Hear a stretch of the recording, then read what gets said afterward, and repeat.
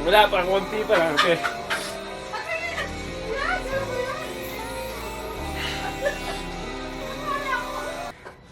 Yan yung pangarap mo, di ba? Oh. Congratulations. Yung wala ako day off eh. Dire-diretso. Kasi 6 years na rin eh. So pwede na mag-advertise. Pwede na lagyan nila ng patalastas yung mga videos ko. And if accepted yung opportunity to earn, grow, and community through channel membership, boost your live stream, super chats, super.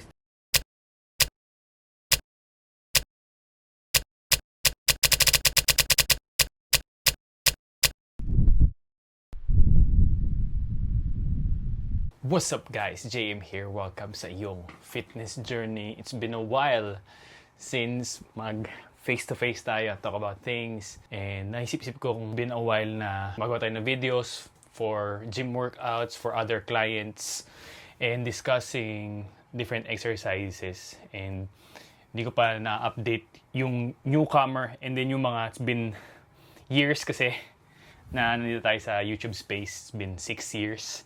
And salamat guys, unti-unti umakit yung subscribers natin. And dahil sa'yo, sa pagtutok mo sa akin, sa life ko, and sa life ng mga clients ko, and yung mga napupulot mo sa mga exercises, techniques, step by step sa meals and everything. And lalo na sa'yo, sa client ko na online client and personal client na nanonood. Para sa'yo talaga yung mga ganitong videos. Introduction lang ng sarili ko. It's been 6 years. Nag-start tayo sa YouTube 2019. And just want to reflect back sa mga happenings sa 6 years na yon. Hindi naman ako tumigil mag-training all throughout. Kahit medyo basura yung kain ko, hindi ko pa alam yung ginagawa ko. Pero we kept going. Hindi ko rin inasahan na magkakaroon tayo ng clientele. Yun pala magkakaroon ng impact yung hirap na ginawa natin throughout the years para makatulong sa ibang clients ko now na I'm doing online coaching. Yun, sobrang happy, sobrang blessing na nagawa ko to full time. I just want to continue yung documentation ng aking personal life dito sa YouTube. And hopefully makilala mo rin naman ako na nanonood para worth it naman yung time mo. Hindi ko naman masayang yung oras mo with this channel. May question lang dito sa akin. It's been going through my mind yung have you ever doubted yourself? And natatawa kasi parang everyday naman kung work ba to. Current situation ko kasi ngayon is I've been struggling sa lahat. Sa finances, sa fitness, sa clients. Though may clients ako, blessed tayo na may clientele na tayo. And it's been going well. Transformation has been going really well sa mga clients ko ngayon. And just go to my IG stories na lang. Tsaka sa IG na nakapost naman yung mga transformation natin. Which is nagagawa natin talaga yung nasa heart ko is to impact other people sa kanilang own fitness journey kahit busy sila.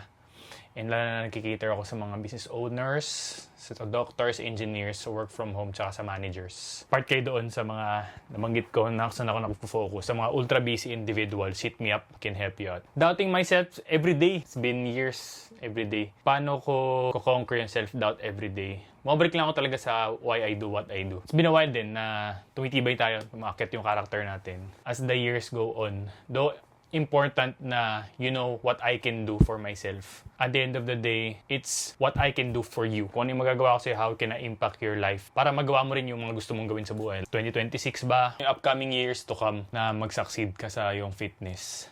Kasi I've been struggling din. And I have top 2 goals ever since talaga. Since nag-start ako mag-gym 20 years old, pero meron na akong dream talaga nung since 17 years old ako. Ang dream ko lang, medyo selfish yung dream pero as this talk go on, malalaman mo rin na para rin sa yung goals ko na nanonood ngayon. Number 1 goal ko is ito yung top goal ko na yun, top goal ko ever since is magkaroon ng abs and pangalawang multi-millionaire. Alam ko kung bakit runs way back kung bakit ko siya goal. Gusto ko siyang ma-achieve in a way that dapat replicable sa iba. So bawal yung manalo ko sa loto or pabanahan ako ng malaking amount. Dapat kaya ng normal na tao na magkaroon ng abs at maging multi-millionaire. Yun yung goal ko. And as the year go on, nakita nyo naman sa fitness journey ko all throughout the years na nasa YouTube ako, nasa Instagram, nasa Facebook. Just na-achieve na natin yung abs. And we're continuing to progress. Adding muscle, leaning out, lean bulking, yung mga ganong phases. Nandun naman ako. And nandun na rin kayo. Pwede nyong i-look back lahat ng videos ko. Ganun talaga yung naging journey. As a person na naka-achieve na ng abs, gusto ko rin ma-breakdown para sa'yo and makatulong sa'yo sa yung fitness journey. And which is yung ginagawa ko ngayon. So itabi mo lang ako kahit sinong tao. Itabi mo lang talaga ako. I'm confident na I can figure it out para sa kanya kahit ultra busy siya. Ganun yung approach na ginawa ko dati. Kasi ang hirap na hirap din ako for myself noon eh. And yung mga suffering tsaka yung mga pitfalls, mga mistakes na nagawa ko is marami. So, ang goal ko is pag meron someone na kailangan ng tulong ko, hindi niya na daanan yung mga mistakes ko throughout the years. Sasabihin ko na sa kanya yung tamang gawin para magawa niya the fastest way. So, yung journey niya, smooth. Kung sundin niya lahat yung aking suggestion and guidance, magiging smooth yung kanyang fitness journey. Faster than my own fitness journey. Yun yung goal ko. Mapabilis yung process ng iyong transformation sa fitness. And I can see naman sa mga clients ko ngayon na nakakatuwa nga yung mga clients ko ngayon. Na-achieve nila yung transformation ng 4 months nang with us working together. Dalawa kami para dun sa goal. Compared sa nung dati na mag-isa lang ako. I did it 4 years. Mag-isa lang ako. Walang result kasi all throughout the years. Hanggang sa ma-figure out ko, unti-unti. Wala kasing someone na like me na tumutulong sa akin all throughout that fitness journey. Kinakapa ko lang siya. Inaaral ko sa YouTube. Inaaral ko sa ibang tao. Pero yung as one-on-one na kasama ko, wala akong ganun. And kailangan ko pang hanapin sa ibang mga resources. Dati, 2017 ako nag-start mag-gym and into fitness. Last year ng college yun. Hinahanap ko pa sa Men's Health, yung magazine na paano magkaroon mag-abs. Pag nag-OJT ako, binabasa ko dun sa mga desktop namin. Nag-search ako Men's Health. Tapos binabasa ko dun kung paano magka-abs, workout yung sinasabi. Eh, syempre, as ako, workout yung sinasabi, ini-increase ko yung volume. Kunya, sinabi, 3 sets of ab curls with 10 reps. Ginagawa ko 100. Minsan, maabot na ako ng more than 100. Wala pa rin. It's a matter of figuring out kapaka yung fitness journey ko noon. Kaya natagalan. And nakaka-happy na hindi na kailangan gawin ng mga clients ko yun. Kasi meron tayong technology na may sistema na ako. Kaya sa phone, kaya sa bahay, kahit busy. Lahat ng inisip nating situation na mahihirapan tayo is nagkaroon na tayo ng systems for that. It's just a matter of putting myself out there and reaching out to people and sana maka-reach out pa ng maraming tao for their own fitness journey. And yun lang muna discuss ko kasi yun lang na-achieve ko sa abs pa lang. Hindi pa ako multi-millionaire. We're just working on ourselves na papatungo tayo doon na may goals tayo about sa money. And I don't wanna preach what I don't practice. So, hindi pa ako multi-millionaire, so hindi pa ako masyado nag-discuss ng money. And yung how to, business, ganyan, hindi pa ako nakakapag-discuss ng gano'n. More on fitness lang muna. Kasi, pinifigure out ko pa. So, pag na-figure out ko na, dun saka ako i-laid out lahat sa inyo kung paano. Paano sa normal na tao. Kasi nga, ang goal ko is to get abs and be a multi-millionaire nang replicable sa iba, sa normal na person na hungry din, consistent din, accountable din, in good character syempre, para ma-achieve natin yung mga gusto natin. And hindi siya impossible sa ibang tao. Sustainable siya. Hopefully, mag-resonate kayo sa top goal ko na yun. Alam ko may mga goals din kayo. Hopefully, mag-jive tayo sa goal na yun. Journey with me sa YouTube, here sa social media, kahit di tayo personally magkakilala. Nanonood ka ng aking mga video. I appreciate you. Sa abs aspect, money, hindi pa discuss. So, sa abs aspect, marami tayong pwedeng i-discuss kasi I did it ng ilang years na and I'm helping a lot of people na nandito sa ating clientele. Confident ako na kahit sino, kaya niya i-replicate yung systems ko as long as consistent siya and accountable. Unti-unti nilalaid out ko naman sa YouTube here sa mga past videos kung paano magkaroon ng abs kahit busy, kumakain ng Chicken Joy paminsan-minsan, eh nakapag-rise. Tapos may buhay din, may work, kaya mo mag-work, kaya mo pangalagaan yung family mo. Ganon in a way na kasi kaya mo naman talaga mag-abs kung wala kang gagawin sa buhay. Higa ka lang, kakain ka ng chicken and broccoli. Kaya naman siya, to be honest, magka-cardio ka, magbubuhat ka kahit medyo bara-bara. Kung ganon lang naman yung kakainin mo, kaya naman talaga. Syempre ayoko ng ganong way kasi hindi siya replicable sa iba, hindi siya magagawa ng normal na tao. Ever since nung nag-start kasi ako nung last year ng college magbuhat, nagkahayaan lang kami ng mga college blockmates ko nun. Parang madami kami nun, 12 kami nun, tapos naging 10, naging 8, naging 5, naging 4, hanggang sa ako na lang yung nag-gym. Nung nag-start ako noon, hindi na ako tumigil na more than 2 weeks or more than a week nga eh. Kung sasabihin mo mga 2 weeks, kasi siguro nasa ibang bansa ako noon. I've been traveling across Asia noong time na yun, kaya hindi ako nakapag-gym. Pero kung nandito lang ako sa Philippines noon, walang travel. Never pa ako nag-absent sa gym na more than 1 week. So ganun ako nag-all out sa fitness, sa gym. Kahit basura pa yung, hindi naman medyo, kahit basura talaga yung kain ko noon, hindi pa ako marunong sa meals. Gusto ko lang talaga nasa gym, lifting weights and getting after it. Yun yung una kaya kung ba't gusto kong magka-abs. Dating-dati pa noon, 2019, after 2 years of hitting the gym, and nakagraduate na ako noon. Tapos I just quit my first job sa corporate after working ng 3 months kasi wala yung heart ko sa work ko noon. Kaya nag-quit ako. Nag-start na ako magbasa ng libro noon eh. Nagbasa ko yung Rich Dad Poor Dad. And sabi doon, nag-resonate sa akin until now, never let life push you around. After mabasa yun, nag-isip-isip ako mabuti. Tapos yun, yung scene talaga na lalakad lumalabas sa office in the middle of the day na quit na po ako. Sabi ko, sorry po, it's my own issue. Wala akong sinisisi. Yung sinabi ko dun sa superior ko nun. Last day ko na po, ayoko na po. Dapat mag-render pa ako ng mga 1 month. Pero hindi na ako nag-render. After kung mabasa yung libro nun ni Robert Kiyosaki,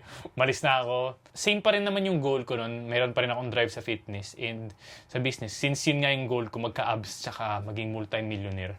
Sabi ko, ano bang gagawin ko? Hindi, alam ko na. Makakapalan ko muna yung mukha ko, sabi ko. Tinda muna ako ng chicken breast and brown rice sa harap ng gym namin dito sa lugar namin, sa bakal gym namin. Nakatayo ako, may bag ako doon. May mga stocks na ako ng chicken breast and rice. Try ko lang ibenta. Di ko pa alam mag-track na. Wala pa akong alam sa my fitness pa. Di ko pa alam yung macros. Ano ba dapat kinakain ng protein? Ano ba dapat kinakain na rice? Ilang bang carbs? Ilang bang fats? Ilang grams of protein per day? Ang alam ko lang talaga training. Consistent na ako sa training nun. I've been hitting the gym for every other day. So, mga 4 times to 3 times a week. Pero, yun nga yung drive ko. Gusto ko pa rin talagang i-level up yung sarili ko and help others to level up doon sa kanilang fitness. So, tinry ko lang. Doon ako sa harapan ng gym. Pag may lumalabas, inaalok ko ng chicken and rice. Meron naman akong mga suki na noong time na yun. And tonto ako nun, nakabenta ako. Yun yung first time ko nakabenta. Kumapal din talaga yung mukha ko nun. Kasi stranger yun, tapos bebentahan mo ng harap-harapan. Looking back, 9 years ago yun. Isa sa mga accomplishment, meal prep. Bibili ako sa Q-Mart ng manok, mga lalagyan. Tapos niluluto ko dito, tapos dadaling ko dun sa gym namin. Kita ko nung gym owner na yun. Yun yung pinag-gyman ko ngayon after ilang years. Hindi ako makalimutan ng isang client ko nun, suki ko nun. So, kinakasap ko kasi kahit sino. So, bumibili siya lagi sa akin. So, nung one time, bebenta ko na siya ulit. Babae siya eh. Gusto mo ng chicken and rice. Tapos nag-add na rin ako sa menu ko. Hindi na lang chicken and rice. Meron na rin wheat bread, tsaka peanut butter. Hindi ko nga alam yung mga calories mo. Wala pa akong alam sa calories nun. Inaalala ko lang ngayon. Meron na akong extra menu, crunchy peanut butter, tsaka wheat bread. Tapos one time, pinalokan ko siya. Sabi niya, uy, hindi na ako bibili sa'yo ng healthy meals. Meal prep na ako. Bumibili na ako ng oatmeal. Yung mga titinda mo, binili ko rin sa bahay. Nabukasan ako ng client, pero deep inside, natuwa ako kasi yung effect nung binibenta ko sa kanya, parang nagustuhan niya. So, ginawa niya na lang sa bahay para makatipid siya. Ako naman, natuwa ako kahit nawalan ako ng kliyente. And it resonated with me na mas gusto ko pala yun na makuha nila sa sarili nila yung kanilang fitness goals. And kung makahelp ako through that, through my guidance, my coaching, or my products, why not, di ba? Wala pa akong YouTube nun. Di pa ako nagtatrack nun. Wala pa akong abs nun. Nasa 25% body fat pa ako nun. Addict lang ako sa gym, pero hindi rata nag-gym. And then, fast forward yung pandemic, nawalan ngayon ng gym, and I have to leave Metro Manila. And nakita nyo naman sa mga past videos ko na nag-travel tayo all throughout Asia. Lahat. Japan, Singapore, Taiwan, Macau, Hong Kong, and yun, apart doon sa abs aspect, yung sa pagiging multimillionaire. Nakita ko kasi yung, at that moment, parang na-realize ko rin, looking back, way back, nung high school ako, kung bakit ko gusto maging multimillionaire. School ko kasi nung high school, dapat hindi talaga ako kabilang doon kasi mataas yung tuition fee nun. And nandun lang ako kasi scholar ako nun. So, dahil sa grades ko, kaya ako nandoon. And nakita ko yung friends ko na very well off sila kasi nakakapag-aral sila sa mga mataas na tuition fee na school eh. Nakita ko yung buhay nila and naging close mo na sila. Hindi naman sila ganun yung porke mahirap ka, mata pobre sila. Hindi ganun. Never ko naman na nangyari sa akin yung ganun. Asaran lang ganun. Asaran syempre normal. Hindi naman sila mata pobre towards me kahit scholar ako noon. And yun, nakapag-build pa rin ako ng long-lasting relationships with them. Sa sobrang close namin noon, nakakapunta ako sa mga bahay nila. Tapos nakikita ko yung buhay nila. Sabi ko, wow, ang ganda pala ng ganito. Ito pala yung magagawa ng money. Hindi ko na-realize yun dati. Pwede pa pala ganitong buhay. May level up pa pala sa buhay ko. Siyempre, nangangarap ka rin na mag-level up din yung buhay mo. Ma-treat yung mom mo, ma-retire yung mom mo sa work niya. So, doon nag-start talaga na maging gusto ko, kung bakit gusto kong yumaman talaga nung time na yun. Kasi lahat ng klase ko nun, may yaman sila. What money can do through the lives ng family nila. And then nakita ko na naman din yung what money can do with travels. Kontento naman ako sa life ko ngayon. Masaya ako everyday. Nakakatulong ako sa mga clients ko. Nakapag-gym ako. And marami naman akong privileges, maganda yung normal naman ako na household, may pagkain, though may struggles pa rin sa money. Siyempre gusto mo pa rin mag-level up. Kontento ka pero gusto mo pa rin mag-level up. Ambitious ka pa rin. Sa travel kasi nakita ko yung kaya pang gawin ng money. If ma-handle mo talaga na mabuti. Nakita ko yung mundo outside the Philippines. So, ang ganda niyang hobby kapag may money ka na. It's something to strive for, yung mag-travel. Kaya gusto ko mangarap and work towards it. Kaya gusto ko maging multi-millionaire. Dalhin yung mom ko, friends ko, sa ibang bansa while doing what I love. Pagbalik ko na naman sa travel, work na naman sa passion ko, which is yung fitness.